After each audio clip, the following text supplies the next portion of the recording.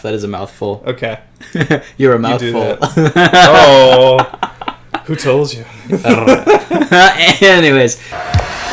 There's a double agent hunting our operatives in Berlin. Your mission, find out who did this. Remember, trust no one.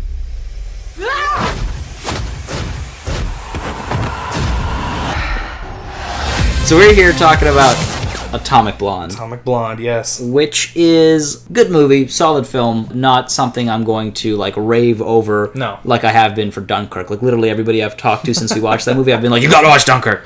So this is not that.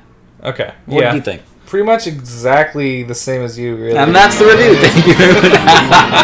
It was well acted, like well performed. Very well. The cast was fantastic. Charlize Theron absolutely nails the part. Mm-hmm. I'm really not getting all of the comparisons that everyone's making to James Bond, though. Is it just like because she beats people up? She's like James Bond? I would meet a Bond lady, a Bond girl. I would be the Bond girl if you want me to. I think it's because she's a spy and she's an operative for the MI6. But she's more of like an actual spy. James Bond is a movie spy. Exactly. Yeah, definitely so that's not at all the same thing. That's my issue with it. It's just a marketing thing. I think it's just to get people to be like, oh, I know what 007 is, so I will like Atomic Blonde. James McAvoy was also fantastic. Mm-hmm. He's very rapidly becoming one of the more consistently good actors in Hollywood. Yeah, I agree. And Sofia Boutella? Yes. Sofia Boutella was pretty good. She had her character's kind of the moral compass of the movie, almost. Yeah. In a spy movie, I find there is no moral compass. Everyone's kind of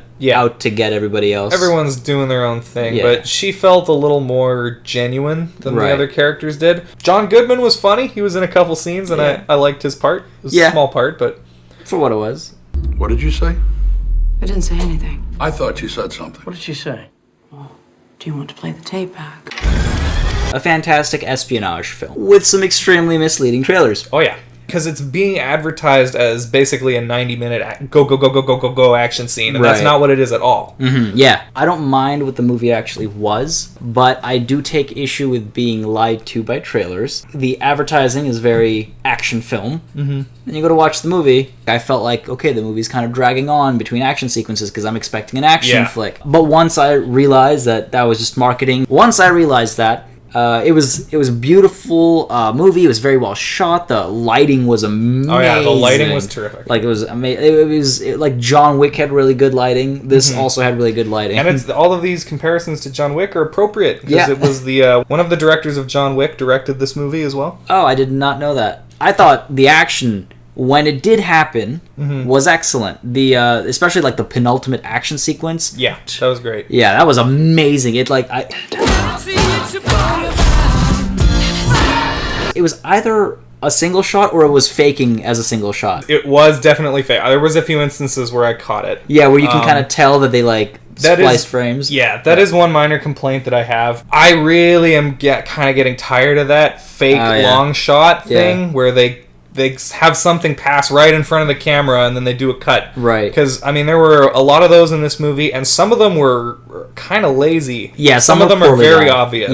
Yeah, some are definitely poorly done, which is why I can totally see where the complaint's coming from. That kind of stuff is starting to bug me. If you're going to do it, just do it. Yeah, exactly. But with that said, I will say the scene itself was fantastic. Oh yeah, no, it was fun for what it was. Yeah, the brutality of the fight was beautiful. You're not watching action heroes fight here. You're watching spies getting down and dirty for survival. It's people just trying to kill each other. Exactly. Stumbling around, bleeding, and holding their wounds. Exactly. It was really nicely done. And it's refreshing. It's nice to see that. It's nice to see the protagonist kind of suffer. Oh, yeah.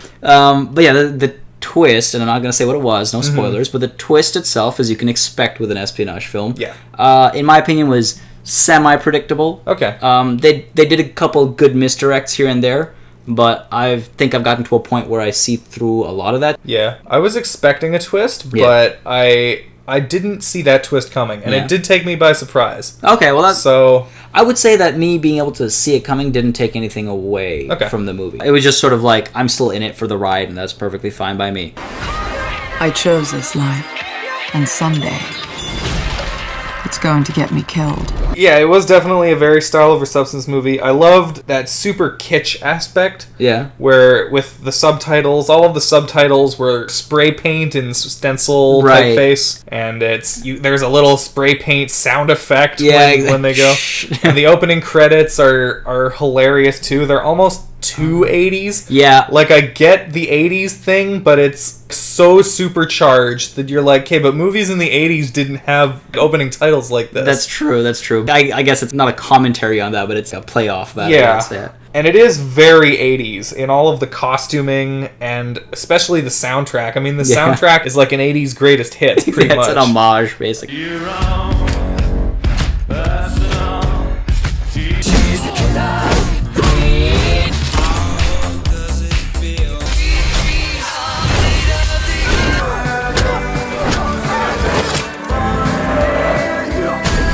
They're these songs that you think of when you think of the 80s. So you haven't discovered anything. Exactly. It felt very 80s, but only because every single song that they choose is like an 80s icon song. You've got like Cat People by David Bowie, Under Pressure, 99 Red Balloons, And I Ran. Like, it's all the songs that you'd think of. That's a good point. That's a good criticism of like a movie that's trying to emulate a period. Yeah, whereas Baby Driver achieved a very similar effect using a lot of fairly unknown songs, and so did Guardians of the Galaxy Volume 2. But I don't honestly know if that's a complaint, because that's definitely what the movie was going for. Right. I mean, I wouldn't say it's a complaint, but it's an interesting critique. With all that said, at the end of the day, it was just a good movie. Yeah. It was fairly good. Yeah. Recommended theater? Yeah, I would watch it in theaters, but go in realizing that, it's not an action movie. Yeah. No, I would agree. It's a movie you could definitely go watch in the theater, but at the same time, if you feel like waiting until Netflix, that's totally okay as well. It's not a huge spectacle movie, really. Yeah, it's beautiful, but it's not like massive like set pieces and stuff. Oh, but it is so beautiful though. And I'm not just talking about the butts. That was Bull Session. Thank you for watching it. Check out these other videos, and check us out on these social media things as well, please. Yeah, we got Instagram, we got Twitter, and we got YouTube. We do have YouTube. Check us out on that as well by subscribing. Yep, drop a like, drop a comment. Yes, and we will see you next time.